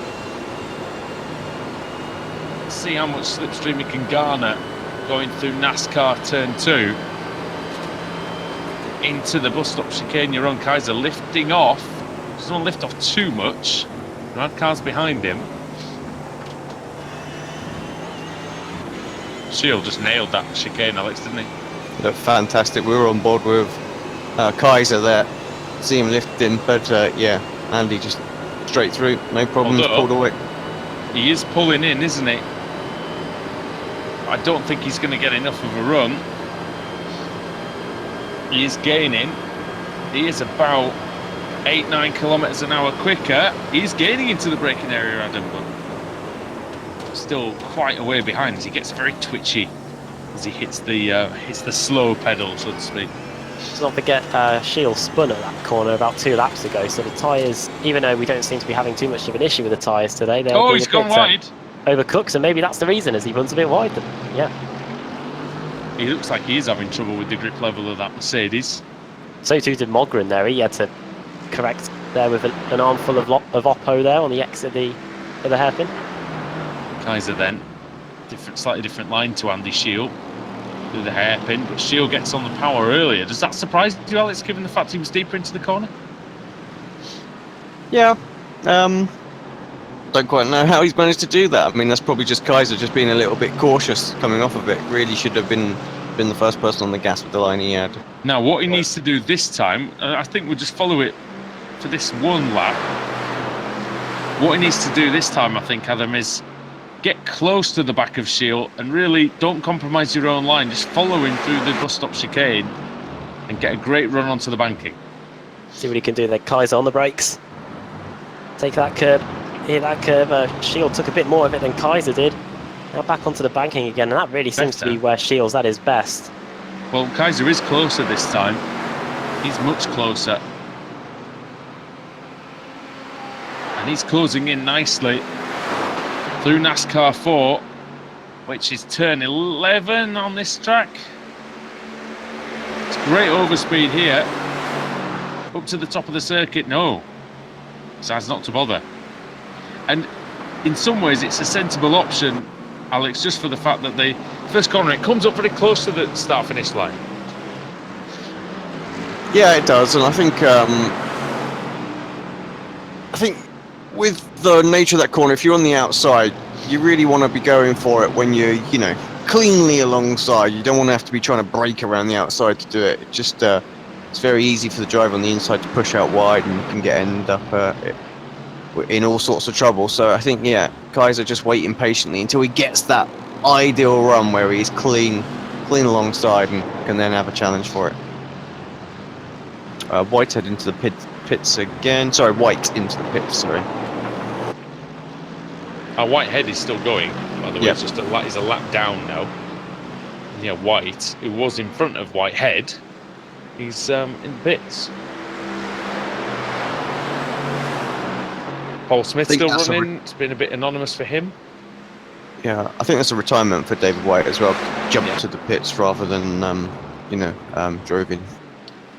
We haven't seen anything of Chris Wood, Adam, have we, really, today? He's down in a very, very dull 17th place, really. Yeah, he had a spin down at one of the corners on the circuit, and the very early going. I know that's not too helpful, but it will be one of them, yeah. Yeah. I don't know, Jeff. He had a spin the Audi, got going again, and he's been trying to recover ever since. Really, he didn't have the quickest of pit stops, 28.3, but his next opponent's Chaz Draycott, but he's a good 23 seconds up the road, I think. So, he's got his work cut out, I think, in the second half of this race. Yeah, Draycott trying to catch Dion Phillips. Doesn't particularly look like that's going to happen, though. Credit to Dave Baker. He has been closing the gap the last few laps. He was half a second quicker last time. This time he was 0.3 of a second quicker.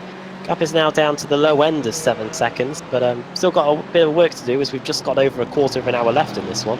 Yeah, we've done 40 laps, so there'll be about another 9 maybe to go, maybe 10. And at that pace, Alex is not going to get near him. Yeah, 21 minutes is the time on the board, so you're right. It's going to come down to about 3 or 4 seconds, but that's it, isn't it? I think Dave's doing the best he can with the situation, but yet, because Janssen, just having a look at his lap times, they're pretty good, fairly consistent. It was that stint before the pit stops, really. Look at those lap times. So lap 24 to lap 32, he didn't go over a 42.6, and he didn't go under a 42.3, so he was just banging them out, and that's why. And that coincided, Adam, with the battling that was going on, that severe battling, and those contacts that we saw. And all of a sudden, he broke out into that quite healthy lead, didn't he, just before the pit stops, and with the demise of Foggy as well, that elevated Baker up to second, but it just meant that Janssen's lead was extended even more. So over the line they go again. Another 4 attempts taken out by Dave. That's the gap down to 7.1 seconds now as Mogren and Kaiser get ever closer, and Shield as well, just in front of them as well. So this battle continues, but Shield looking pretty comfortable here now as we've just got over 90 minutes to go. Yeah, and it's flown by here. We've already had, like I say, 70 minutes. And it's been a great final round to the season. It's been a great season overall, Alex, hasn't it? It's been a great season. Been really close. Been lots of great battling going on. And I think what do you want from a season like this, really? It's still championship up for grabs at this stage. Anything could go wrong. Everybody throughout the season is really. There's always been someone to battle with, hasn't there? No matter where you are on the side. That's always the sign of a great series. And Johnny Brandon having a look on Josh Thompson again, and it didn't go well last time, did it? It did, and it almost resulted in both cars retiring here as we go back onto NASCAR Turn 3 and NASCAR Turn 4. Last time around, Thompson 43.2, 43.3 for Johnny Brandon, tail of the J's. JT versus JB. There you go. JT on the verge of a promotion to top flight of English football, while JB racing in the WEC this year, the Super Season, which starts this week. On the top flight of Japanese racing, then Super GT, and here comes. Oh, no. wow. Well, that was daft. expected. That was a bit silly, I think. Did Josh just lose the car, Alex? It looked like on the. Has he hit the throttle? I don't know if you got another angle of that. I'm going to get back and have a little look from the chopper, see if we get an idea. Let's look This at is There's a a chopper. This has affected Thompson more than it has Brandon. Brandon's carried on unscathed. He did just lose the car ever so slightly. They both hit the wall as well. So it wasn't silly. I'll take that back, but it was expected, I think. Yeah. Gap down to 6.9 at the front. he might not be completely out of the question, but I mean it's 3/10 a lap at the moment. But you sense that Janssen surely he's just saving the car, and he's just trying not to do anything ridiculous with this Audi because it served him well so far, and he wants to preserve it. I think that's what you can do now with 17 minutes to go. Thompson's done and is out because he took his fast repair in his mandatory pit stop, so can't use it now when he really needed it. And yeah, that's his championship over for the season, so he will finish at best in 6th position. But with the likes of Kaiser, Wood, Freitas and Hall still circling, they could close in and maybe pip him a few positions as well. So shame for Thompson. Christian Rose up to 3rd, by the way, which I don't think we did mention since the pit stops. Oh yeah, that was Johnny Brandon. And he's been really impressive this season, hasn't he? He was we saw him do well in BSR Renault now, wasn't it? And yeah, he's really seems to like this Ferrari.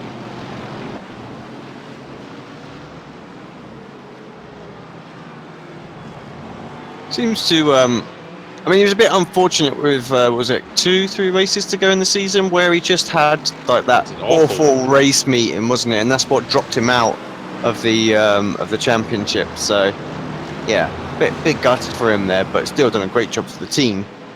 And yeah, and gonna have a good race meeting so far as well. I don't want to curse him though. Just having a look at that, yeah, he was flying high in the championship, and then he had this run of races, starting with race 2 at Brands Hatch. 29th, 22nd, 30th, 18th, 8th, 26th and 17th, which really did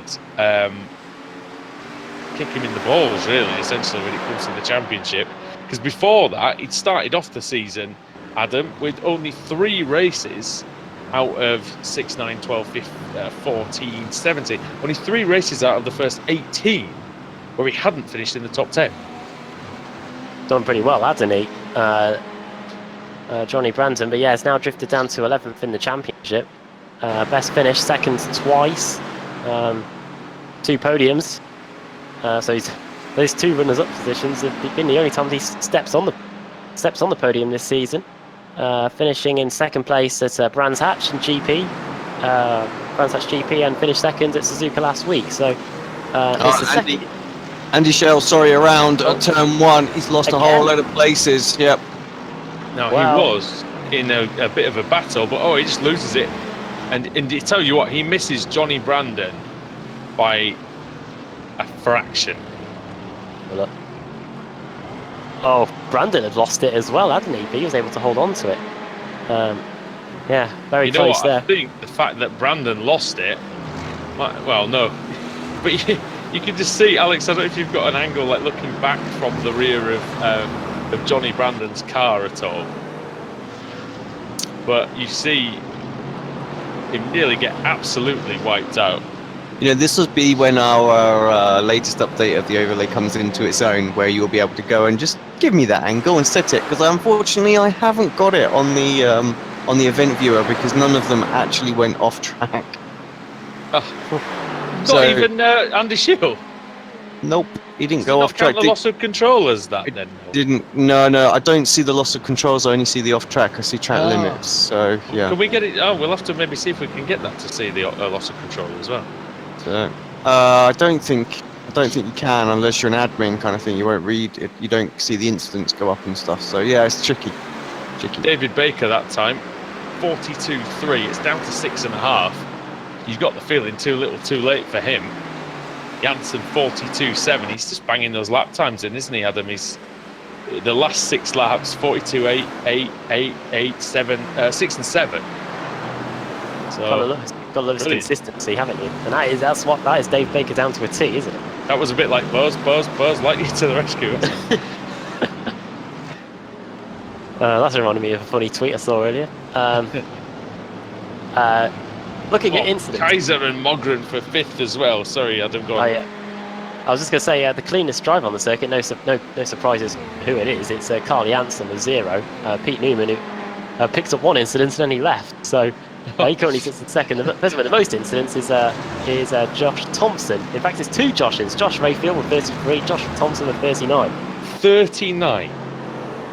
You're having a laugh. He did get hit a lot though today. No, not just him. Well, no, but anybody who's over 20, I mean, come on, that's ridiculous.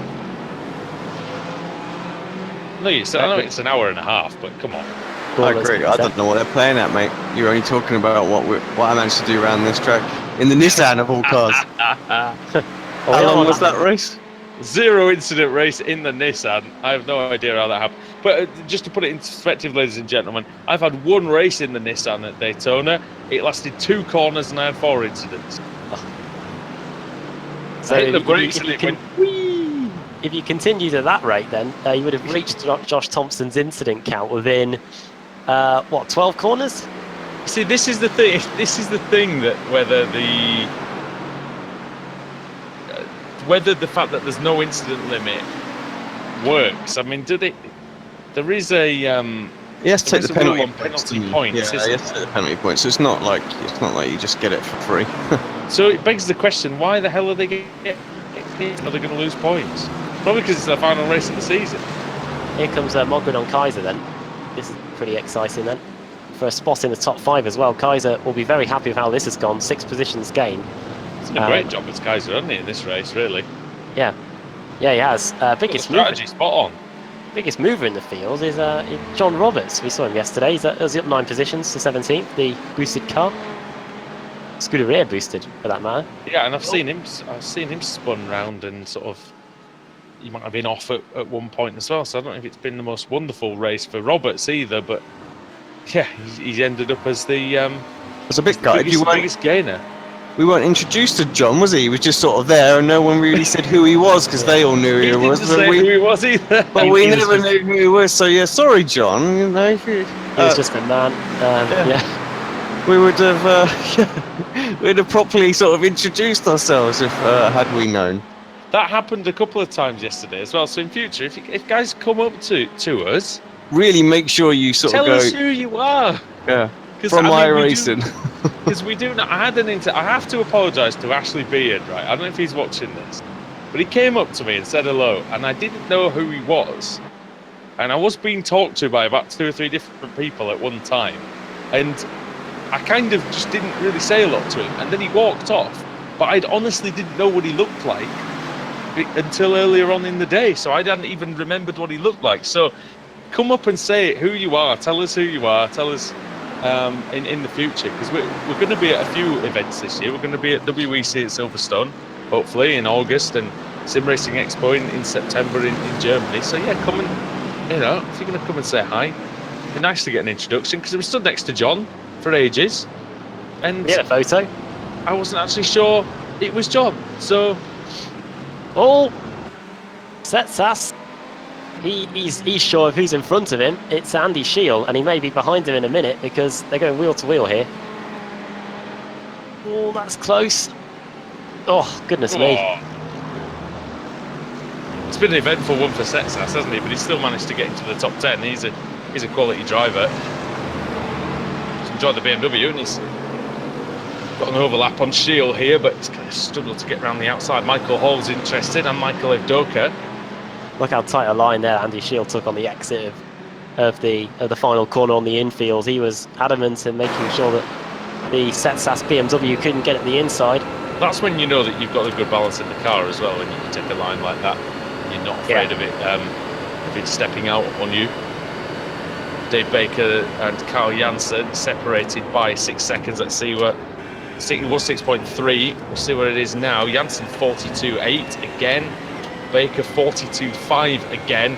He's just running out of laps, is the Racehub man, but Carl Janssen is, to be honest, as we said though, Janssen can afford to finish second here, and especially with 0 incidents, doesn't really have anything to worry about, Alex. He's just got to get it to the finish.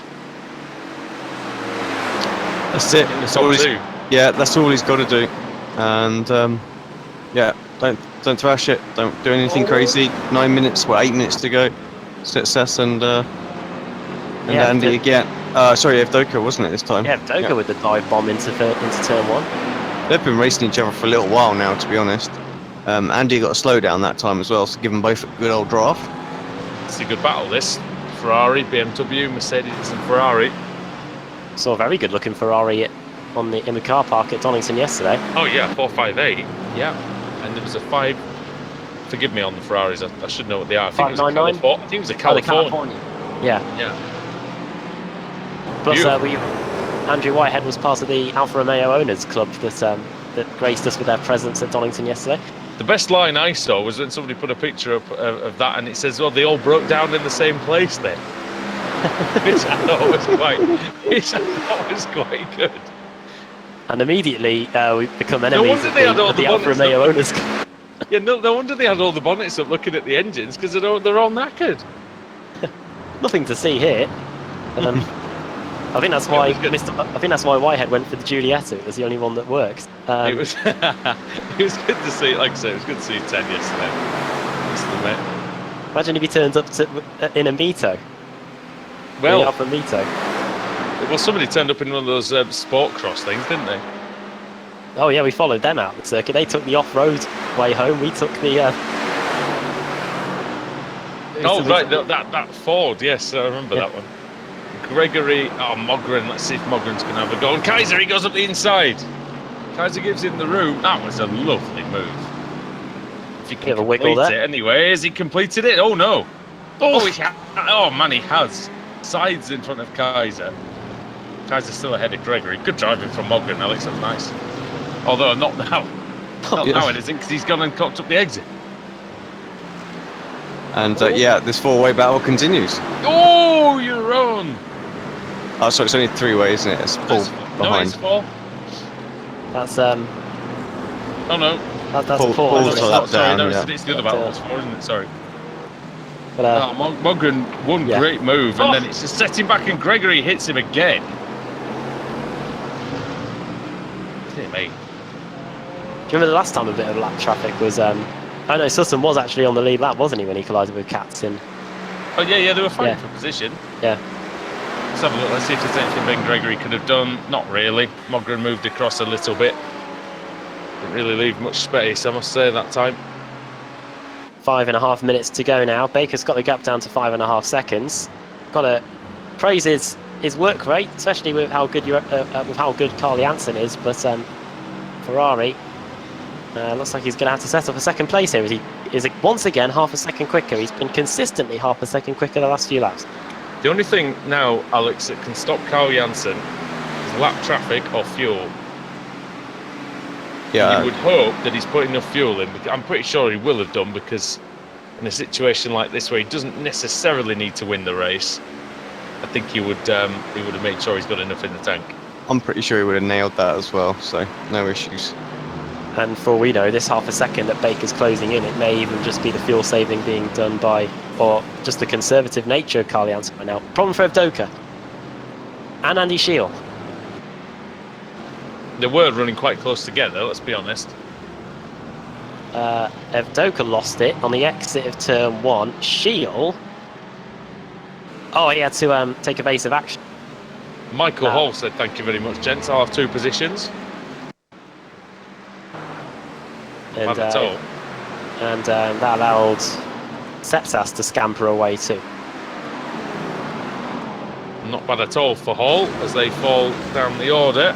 Oh, it was actually Setsas who got into the back of Evdoka, turned him, and that's what caused that. More incidents for Setsas then. Let's see Sundry what Carl spins. Jansen's lap time is this time, because he's only going to have a couple to go here when he crosses the line. Probably be 2 left, would that be right? Just No, trying. maybe a bit more. You can't add time up on a calculator, can you? Over the line goes Carl Jansen. 3.5 minutes to go, and it's a 80. Sorry, it's not an 83 second lap. It's a 103 seconds.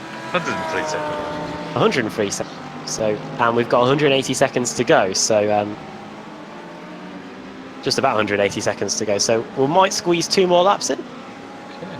But if not, 43.2 for Jansen, 42.5 for Baker, and he's put in a fantastic. His first stint of the race. It's one of those, Alex, isn't it, where he just didn't really seem to get going early on. No, he didn't have this pace at all at the start of the race, and he's really got it now. Car's really come alive. So, I know he's in the slipstream and having a battle and things like that, but I wonder if it just the full tank just wasn't to his liking. Yeah, it's possible. Or he could have spent too much time walking around Donington with us yesterday rather than practicing, you see. I think, spending 6 hours with us is enough to drive anyone mad, I think. The gap's down to 4.7. It's a fair point. It is a fair point well made. Carl Jansen, though, coming through to start what might be his final lap. We're just confirmation of that. Oh, no, there'll be another one for sure. 2 more, yeah? Yeah, 2 minutes to go exactly right now. So, yeah, we'll just squeeze 2 more laps in. Oh, no, you never know. It's now 1 minute 53, yeah. Yeah, the next time that Jansen gets to the line, there'll be about 10 seconds left. So, there we go. 2 laps to go then. 1:43.0. I think if he was on fuel saving, Alex, I think he would have been a lot slower than 43.0. That's still a good lap time. Still quicker than everybody, pretty much apart from Christian Rose and Dave Baker. Ben Gregory's in the 42s as well for BMW. It might have been for all those guys.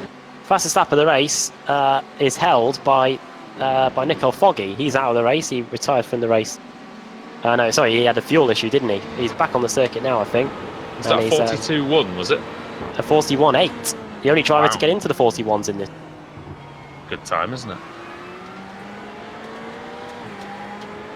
I'll leave the mini-map on screen with where they are in relation to each other. Oh, getting closer, you can physically see that. As down to 3.9. McFadden said on the chat, gap has been halved, and Josh just confirmed as well that Carl is fuel saving. So he's a little bit tight, but I think obviously he's got it on. Seconds left though as well. Got it under control. You remember those IMSA races that we used to do on the Sundays, where if you squeezed an extra lap in, it used to throw the cat amongst the pigeons with the fuel saving, and we had quite a few people run out. I know that we've probably got a better, much better, bit of a higher standard of drivers.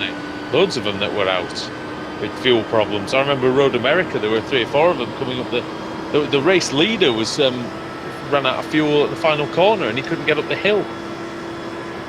Right then. 9 seconds, 8 seconds. There we go. Last lap. Fine. Finish line. I'm hoping he's got enough fuel left. Wouldn't want to see that.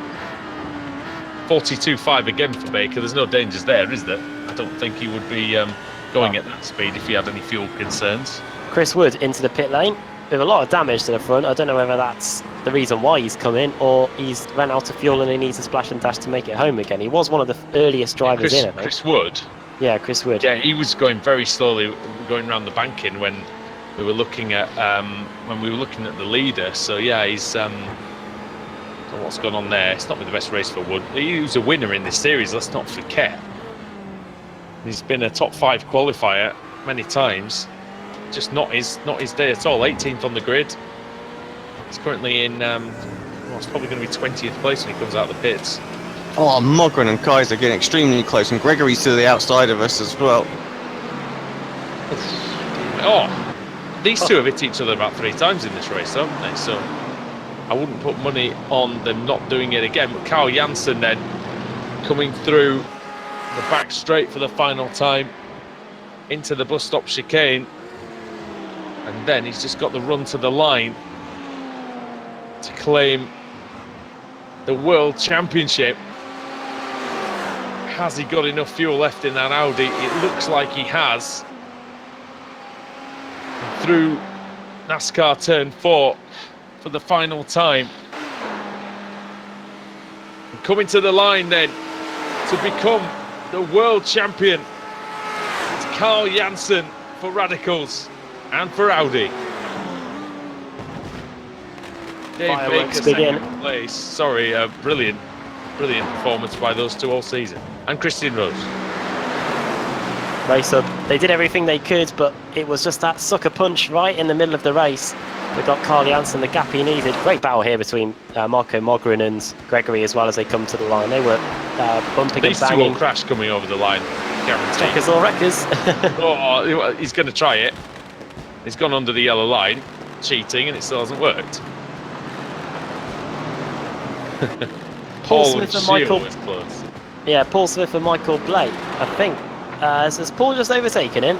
Just on the line? I think he has, you know. Blake get a fuel. Yeah, Paul Smith just got him within about a few feet of the line.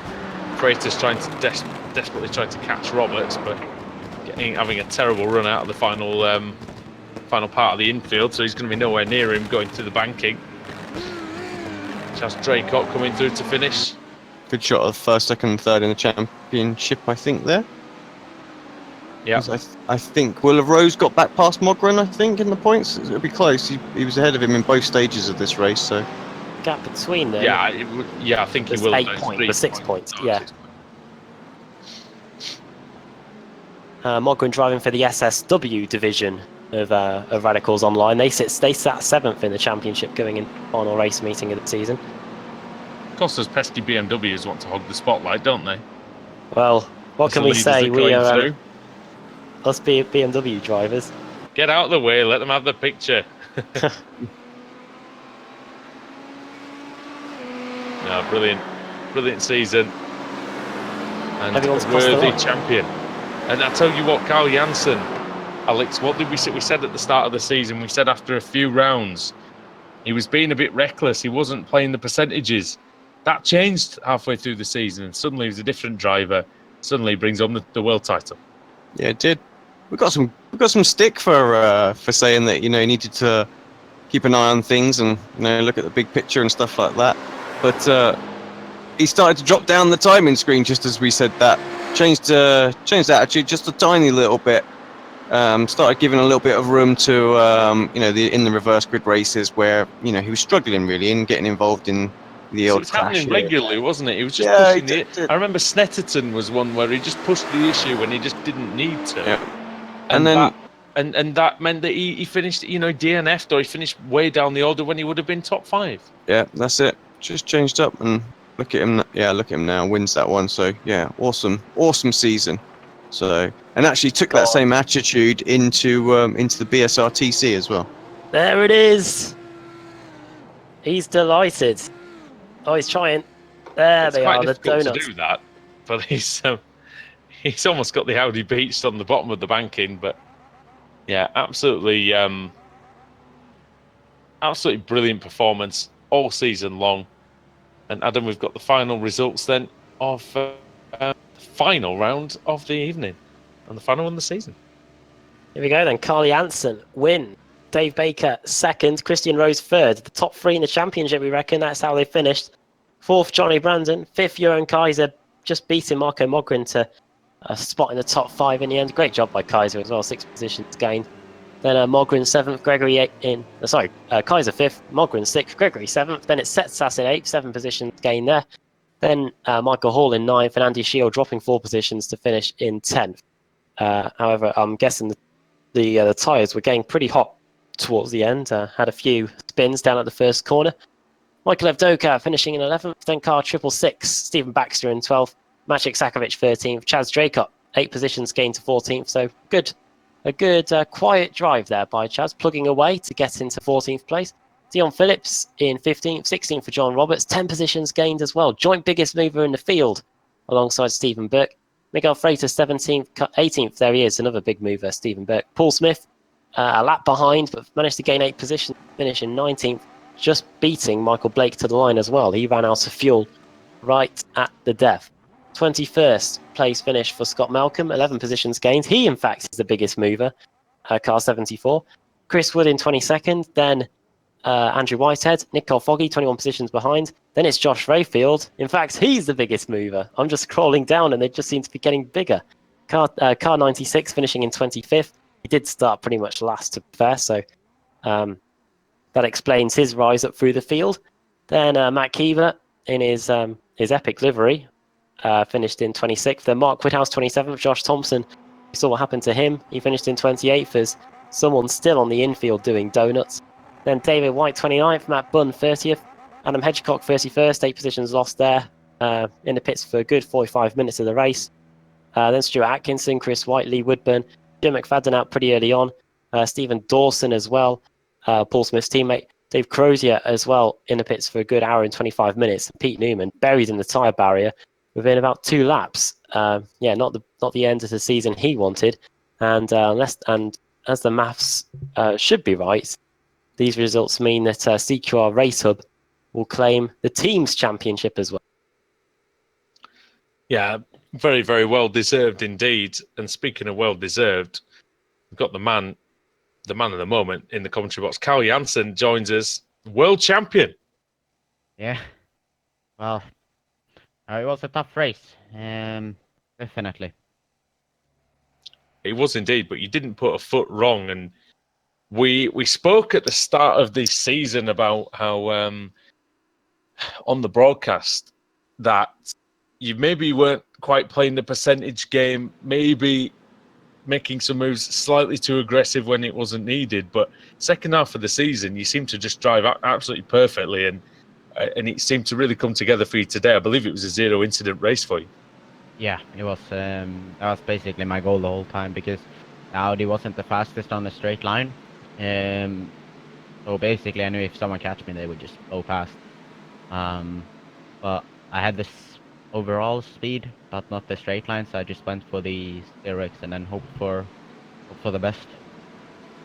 Well, how important was it for you to win that first 45 minutes? Because doing that just gave you the opportunity then, where actually you didn't have to win the race, you just had to finish in the top 2. That must have been a bit of a relief for you, at least. Yeah, it was really good. And then also, like, when I started driving away from the rest of the pack, kind of just started taking it a little bit easy with the incidents and not getting any at all. Ended up going really good. Well, can you pick out for me a standout moment of the season that you either really enjoyed or you're really proud of, or even one maybe that you weren't so proud of that turned things around for you? One of the most fun moments have probably been the Silverstone, when I drove through the whole field basically and finished 1-1 and 1-2-2, I think it was. Yeah. That's one of the best moments. And then there's been some other really good moments as well, but just overall the season has been good. Really good racing, really good respect. Everything has been good. Yeah, and I think this series in its 3rd season is going from strength to strength, and now as the champion, it might be a bit of a stupid question. Are you going to come back for the next one? I don't know yet. A lot of stuff is going to happen with the Pro Series and all that, so I'm going to have a think about it, but it's definitely been fun, so it's on the positive side. Well, hopefully we do see you back, but of course, if not, good luck with everything else. Give us a shout out. Give a shout out to your team, to your sponsors, anybody you want to thank. It's your time. I want to thank the whole team.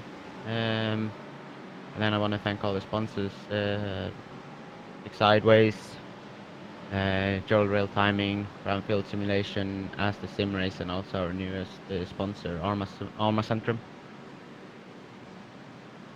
All right, awesome.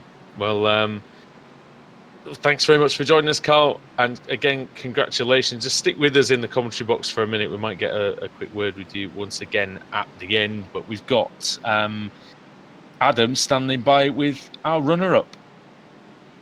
Dave Baker, hello. Hello. How are you? Yeah, good. It was only a few hours since we last spoke at Donington. But yeah, second place in the race and in the championship. It just fell away towards the end, but you did put on a good show there to get second. Yeah, we tried. First stint didn't kind of work out as we'd hoped. Obviously, Josh getting the jump on us at the start. And I think we were quick when we weren't in the draft. In the draft of other cars, we just didn't quite have their pace. So, yeah, it's just the way it goes. It was a good, fun race. I enjoyed chasing Carl down at the end. And it's been a fantastic season, sort of getting to battle against him and stuff and see how we stack up. I don't think we've done too badly. There was just that one moment during the first stint of the race where Carl was able to just shoot off and get a big lead. And when it came to the pit stops, you ended up gaining a few positions back in second. But yeah, he was already 8 seconds up the road, and you were able to get the gap down to 3 seconds in the end. Yeah, I think he might have been fuel saving a little bit towards the end, and we put too much in and had too much wing. But hey, it's the way it goes. You know, we gave it our best shot. We came away with the team's championship, hopefully, which is one of the main things we always like to do. You know, the drivers take care of themselves if the team does well, so that's what we're more about.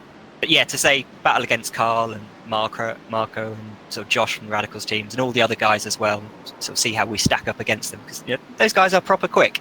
So it shows that our little championship's got some depth to it as well. Looking at the results of the season that you've had, is there a race meeting that stands out for you at all as one of your better ones? Silverstone was a great start to the season with the second in a win. Yeah, Silverstone was a good start to the season, particularly how sort of quick the Audi was at the start of the season. I know it's been pegged back to sort of some changes as it goes on. But to be honest, I think Spa was probably one of my favourite ones. I do like the endurance races. And to come away with, I think, a second sort of place finish there, chasing down Nicole through the whole race there. That was a good one for me. Next season then, do you plan to go again, see if you can chase down that title this time? Well, yeah, I've got a habit of finishing in runner-up positions at the moment, so it'd be nice to come out as on top for once. So yeah, we'll probably be back, but whether it's the same car or not, I don't know. But we'll see. Did you get the runners-up spot in BSRTC in 20? Oh, you got it last year, didn't you? No, last year I finished a little bit down. But I'd either been second or ever since I won it, I'd either been second or third, apart from last year. And then this one's 2 runner-ups as well, to Nicole last year and Carl this year. So, well, hopefully it can go one better next season. But before we let you go, Dave, do you want to send a quick shout out to anybody? Yeah, well, shout out to the whole team, to Christian and Mike for all their hard work in getting the team's championships, to Mark down at Racehub for sponsoring not only the series but also the team and putting on a cracking show whenever we go down there, to all the other drivers that turn up and make it, you know, what it is, and to you guys, of course, in the booth as well. Great. Well, thanks for speaking to us, and well done on the second place. And yeah, hopefully next season you can go one better. Yeah, thanks, Dave. If I have good battles, that's all that matters. Cheers, right. Adam. No problem. Dave Baker there, and who we got next in the booth? We got Dave Baker's teammate, Christian Rose. Yeah, Christian, welcome to the commentary box, and again, provisionally third in the championship. You must be pretty pleased with that, considering that we started off with 60 cars out there. Yeah, no, I'm really pleased. I think I've even excelled my own expectations. Just glad not to finish fourth like I have in every other season we've done in this. But yeah, as soon as the race started, I always held the hope that there was a chance possibly that I could have snatched it. But being a rank outsider, it was always going to be difficult. I soon realised very early on that it was going to be even more of a hard ask. And yeah, so I thought I'd try and do everything I possibly could to help Dave. Fortunately, we just missed out. But yeah, I must take my hat off to Carl. He's drove an absolutely incredible season. You guys have been very consistent all season, really. And it was just for you. It was that patch of races. I read it out on the broadcast. It was about 6 races where absolutely nothing went right after the first half of the season. Could do no wrong.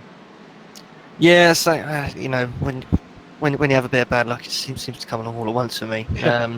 2 really poor rounds. Okay, they were effectively my drop rounds anyway, but you know, if I'd done a bit better there, then maybe another round would have been dropped. But you know, I think I've been really pleased with how consistent I've been scoring points. I think someone told me the other day that I haven't even led a lap this season, so Really? I'm really pleased to finish third. Let's have a look. Do I have laps? I may have laps led, actually. I do have laps led. And Christian Rose, 0. Well, sorry about that.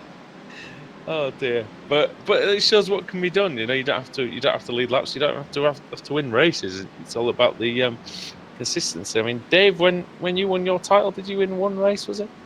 I can't remember. I think it might have been something like that. Keke Rosberg approach. That's me. Yeah, it's like one or two races of the season. Thanks for joining us, Christian. Anyway, Dave's gone and done the sponsor thing for you, so you're kind of off the hook with that. Alex, do you have any questions for the top 3? Because of course you haven't managed to get in there yet. But is there anything you want to add or ask? Well, no questions. Just want to add my congratulations. Really, that's it. You know, 3 great seasons, 3 great drivers, 3 great championships, and kept us on the edge of our seats, guessing all season long with what they were doing out there and how it's going to pan out. So yeah, I genuinely hope to see you all back to do it again. I would love it. Hopefully we do get the rematch, as it were, in season 4. Adam, what's your final thoughts on season 3? Really entertaining. Another brilliant championship. There was a lot of anticipation about the championship, wasn't there, with the amount of sign-ups. We had to turn quite a few people away, and the grids have stayed pretty big as the season has gone on. I know we had 36 here today, 38 here today, but I think it just petered out towards the end, especially with an hour-and-a-half endurance race. But we've seen Matt Bunn on the World GT Championship group. He's already got the hashtag soon going, and I'm sure we'll find out more, and I'm sure Chaz Draco will be getting a trailer prepared as we speak for another series, which will excite us even more, and we'll see which car ends up on top again.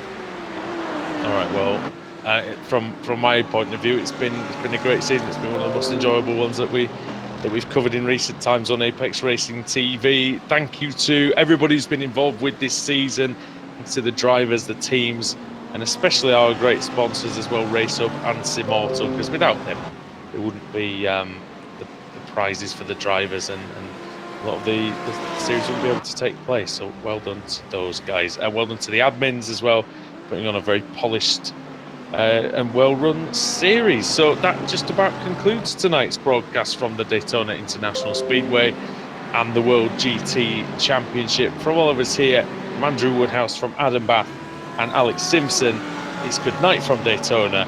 Carl Janssen is the champion of the world. Good night.